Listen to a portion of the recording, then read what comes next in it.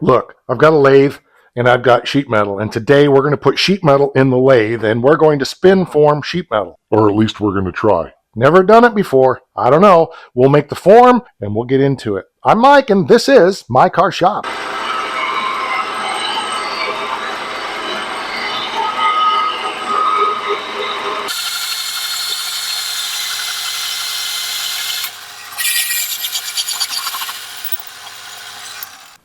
Oh yeah.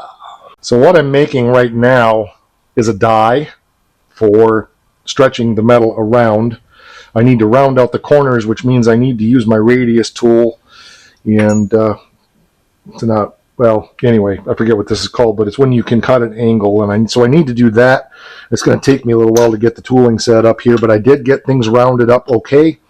Not perfectly, but I'm going to index this, so if I have to take it out and put it back, I'll have a pretty good ballpark on how to get it close. It doesn't have to be perfectly concentric, but the more it's concentric, the better it's going to be, obviously. This lathe is really small for some of this, but I've got some ideas on how to, I actually have, a good 4 inches of, so I could make something that's 8 inches around on here if I can chuck it in the thing. So we got a lot of figuring out to do, but I thought this would be fun to share with you. It may be a total disaster, but I don't hide anything, so let's do it. I don't even want to show you how I fixtured the tool, but I made it work. I got myself a nice little radius here now. So we have a die for this side. Now I want to take and make a die for the other side to go into the active center. Not this one, this is the passive center, but I have an active center here that it's got the bearing and everything in it, and I'm making it basically a fixture tool to press against this so that it will put a piece of sheet metal in between here, sandwich that together with that active center centered in here, and then hopefully we can use this to spin form sheet metal. So that's the goal. We're not making anything real big. I'm just doing proof of concept right now, because if this works, then what I'll do is I'll make hardwood dies that are bigger to make different shapes that I might want to make out of sheet metal if I get all of this figured out.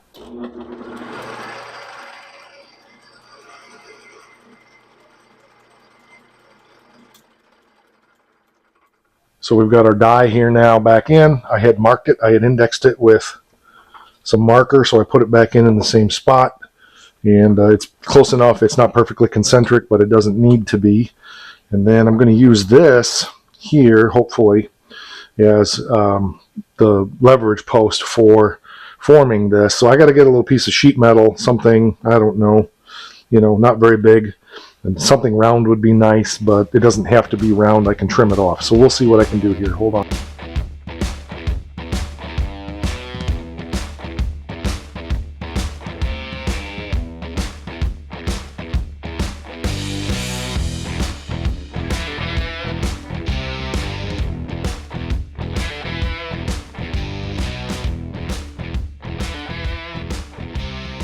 Okay, it's working. I think my microphone was off for those last videos. This piece of metal is really wobbly.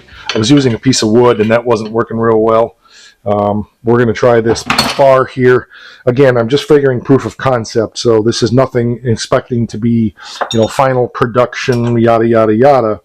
But I'm just curious to see if this is going to work even closely in concept. So, yeah, this might work.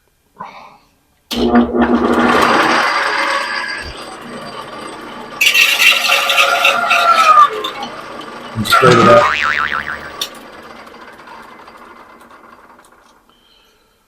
I was afraid of that. This lathe isn't strong enough and my grip isn't tight enough.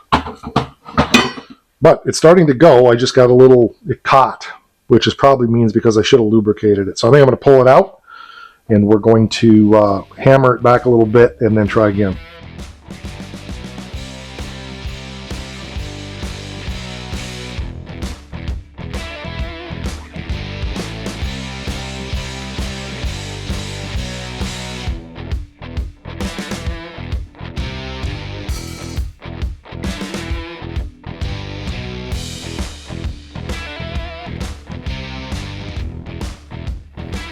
I made a great peanut butter cup, which makes sense to me. It's the amount that this is trying to make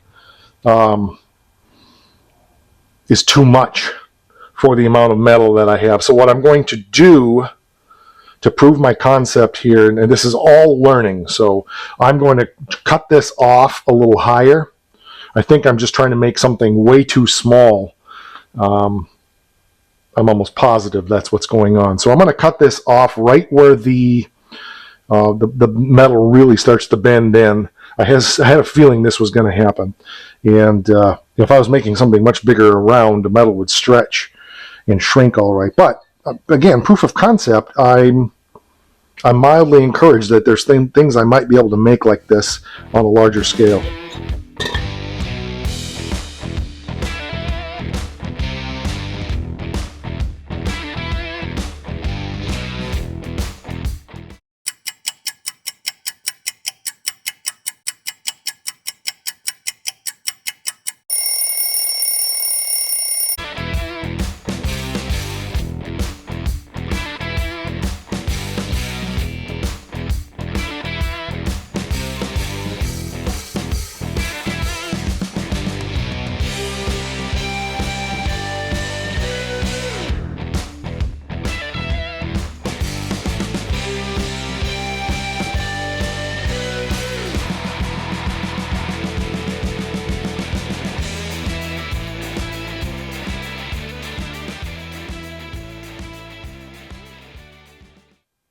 And there we go. I did not get it formed 100% around this, but I've learned a lot.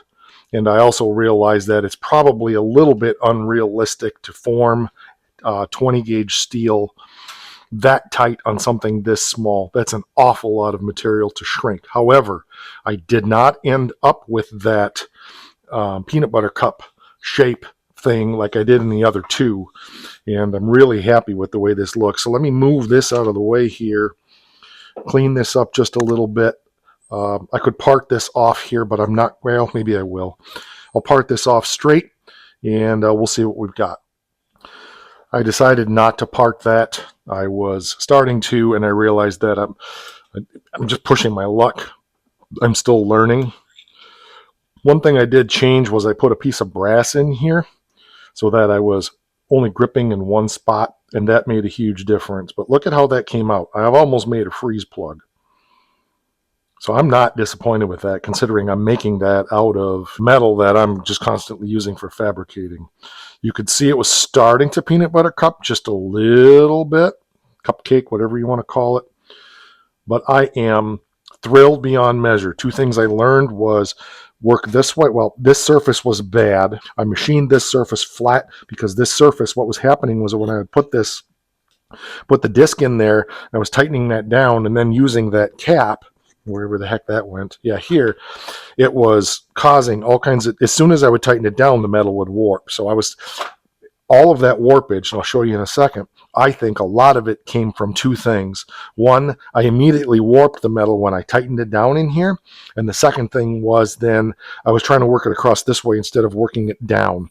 So I was prying against my tool post this way, but just working down this way, which forced it to flow out better than what I was getting before. I'm really, really tickled with what I've been able to accomplish in just a couple of hours here, just learning. So here we go. Here was the first one.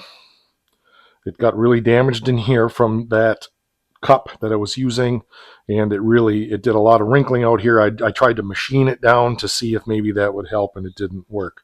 Here's the second one. It got damaged in here again because of that cup I was using. This one also waffled real bad like that. That's the word, waffling. And I even tried cutting it just to see what I could do with it, and that didn't work. This one, I did nothing. So now if this piece of metal had been bigger, I probably could have carried that out more. But again, I'm just learning. So where we're going to go in the future, because the future is on its way. Iron Fist fans will know that. What my thinking is, I actually have a wood lathe coming. Chris had one in his basement he wasn't using, and he said, man, get that thing out of here, take it. So I'm going to make hardwood. I've got a whole warehouse full of hardwood. upstairs, and I'm going to make hardwood forms of what I might want to make in metal like that, and I'm going to use this on the lathe rather than the jaw, and I'm going to screw the hardwood form onto this, centered perfectly, okay? And then once that's on there, then we'll be able to buck our pieces of metal in there and make what we want. Now, the dimension on what I can possibly make here, as long as this is back, oops, as long as, well, oh, this is in the way. As long as this is back out of the way, I can tell you about how big we can go. I would guess 8 to 10 inches, 8, 9, 10 inches probably in diameter is what we will be able to spin at its maximum. So we could start with a flat disc of like 8 or 9, maybe 10-inch steel or aluminum, and have a buck on here that we make for whatever shape we're trying to make, and we should be able to metal form it. So I'm going to circle back around to this again. Not right now. I've proven what I wanted to know. It's just learning. I've not done this before. Part of this is really not a spinning lathe. It's much slower. Lubrication was big. I just used spray lithium grease. And I need to make myself, and this is just a pry bar that I used just for testing purposes. And we will make ourselves a good polished bar for doing this. I will probably also make a tool post to go in here with movable posts that I can work with as well. That will help. So I've got lots to do. If you've been around my car shop for any length of time, you know that as much skill as I have and as many things as I do, I'm always pushing the envelope to find something new, to try something new, to learn something new. And I think that this is pretty cool. Remember what you've heard me say so many times. If you treat metal properly, it's a lot like working with clay. It flows. When we started getting this, peanut butter cup thing, this waffling or whatever you want to call it, it's because I wasn't moving the metal properly and allowing it to flow. I was forcing the metal to go where it wanted to go rather than where I wanted it to go when I wasn't controlling it. And that's what caused all of that. Oh, it's like a pop bottle top, isn't it? So if you wanted some larger than life pop bottle tops, I'm an expert at making those. This one was better. And like I said, this one is just, I am thrilled with that. So again, it's just developing the skill and learning the skill. Not about making anything I'm going to particularly use at this point, but in my arsenal of stuff I can do, I know I can do it now. And you can too, now that you've seen it. If at first you don't succeed, be stupid like me and just keep doing it until you get it. But literally, this was my third attempt. So imagine, after I've screwed up a bunch more and made a bunch more things at different shapes and so forth, what we're going to end up with is going to be pretty darn cool. All right, that'll do it for this one. Hey, thanks for joining me. I enjoyed sharing that with you and, sharing the process of me just fumbling around here trying to figure this out. We'll catch you on the next one.